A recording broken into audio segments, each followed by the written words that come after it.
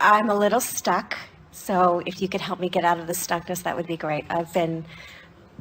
Since I've been working with this material, been trying to vibrate correctly to bring in my lover, and have done the processes and visualized and pretended. What, are you really picky or something? Very picky, yeah. Whoa, you're good. Yes, yeah. Well, the reason we ask that is because when the universe yields to you the best thing that it can yield to you given your vibration, and then you say, no, universe, this isn't right, you are defying the thing that we just said you have to do. Remember, we said you have to make peace with where you are. And we wanted to begin with you because we think that this is the easiest way to hear this of maybe all of the topics that we could talk about. So did you hear us say, make peace with where you are? So let's say the universe has matched you up, not with your ideal of the perfect relationship, but with what you are right now a vibrational match to. Now, isn't that always the way that it is? In other words, what you're offering vibrationally is all you have access to. So if the universe keeps yielding to you something different than what you want, what does that mean? Does it mean the universe is making a mistake? No, it means your vibration doesn't match your ideal. And the reason this keeps happening to you is because you keep giving more attention to what you're getting and not enough attention to what you're wanting. Now, what we want, if you will try what we're going to give you here for 2 weeks, this problem will be solved. So you're ready for this? Yeah. Bring it on. So the universe yields to you someone that, as you check them out, is not the match to the list that you've made. But within that person, it is our promise to you, because we can feel the clarity of the vibration of you about that subject. You're about 85, 86, 87% in alignment with your ideal. So what the universe is yielding to you are potential partners that are about 85 to 87% of what you want. But what's happening to you is you're focusing upon the 13 to 15% of them that's wrong. And so as you focus upon the part of them that's wrong, you hold that part active in your vibration. So the universe keeps saying to you, we're giving you all that you have access to, not all that you're asking for, but all that you're letting in right now. And the reason you're not letting more of it in is because you're doing such a good job of observing what's coming in and not such a good job of remembering what you want to come in. So all you would have to do is begin with the next person that you spend any time with, making a list of their positive aspects. Practice it before you see them, practice it while you're seeing them, practice it after you've seen them. Activate within you that 85 to 87% that the universe got just right, so that you are deactivating the part of it that isn't just right, and in doing so you clean up your vibration a little bit. So the next one who comes is that much closer, and the next one who comes is that much closer. And to each of them, you don't leave them wounded as you cast them aside. Instead, each of them, because you've done such a wonderful job of activating the very best that you see in them, you leave them in a vibrational place that they're going to turn around and be attracted right into an environment or a relationship with somebody else that's right there ready for who they are, you see. Now, we want to give you one more really important thing about this. We can feel that you're getting this. This is the next important thing. And we talked about this just a little bit briefly just now.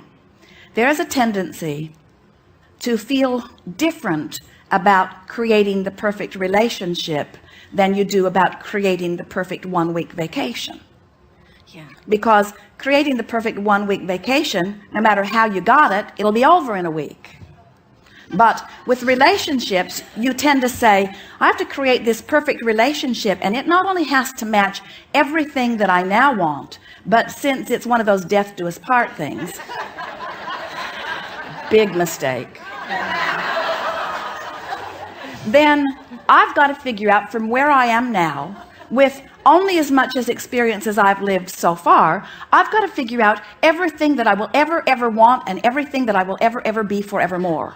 And we say, give it up.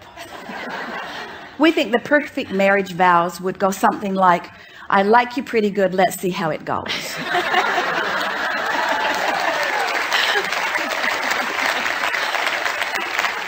So take the pressure off yourself by acknowledging that you are an evolving being. And of course you want to factor into your intentions, I want a partner who's evolving too, and a partner who has the potential, a partner who at the core is much in vibrational resonance with me, a partner who has discovered the connection with source and all of that. In other words, there are all kinds of things that you can intend. But please make a decision that you're just going to be flexible and take that pressure off that says this has got to be forevermore. Just have a relationship 1 week vacation at a time. And before you know it, you will have attracted into your experience someone that you want to check the box, I want to stay on board for another week.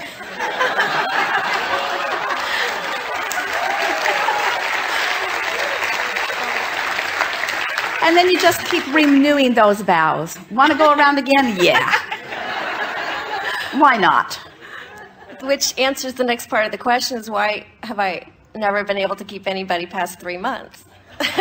And it's usually them telling me, see you later. Because I think, wow, I've attracted in this great person.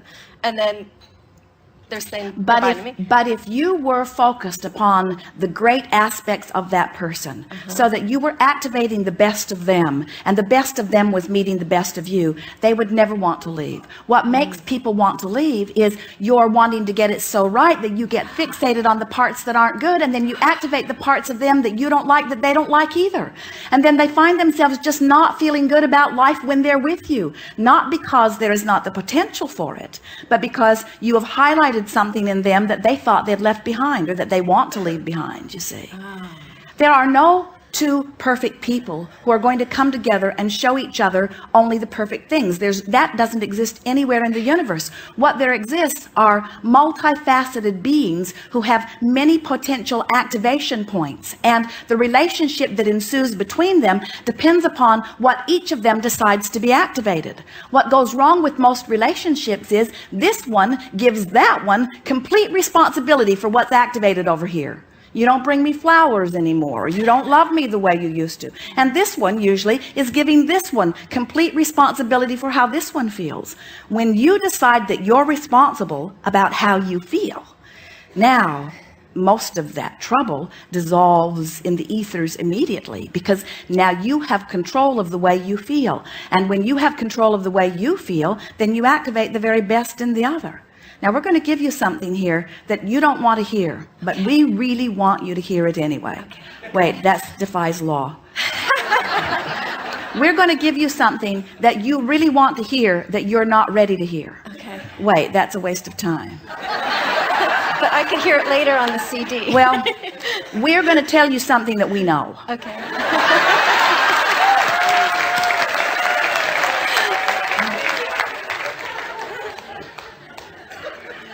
Oh, never mind. No, give it to me.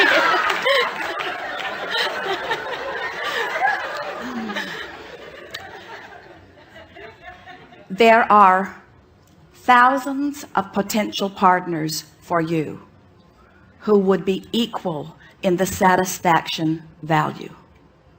You're not looking for the one and only.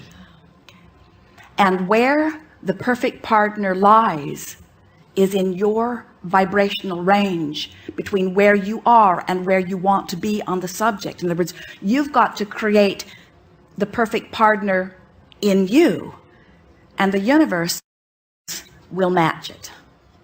So what we're really saying is, pick somebody and make peace with it and line up with it and live happily ever after.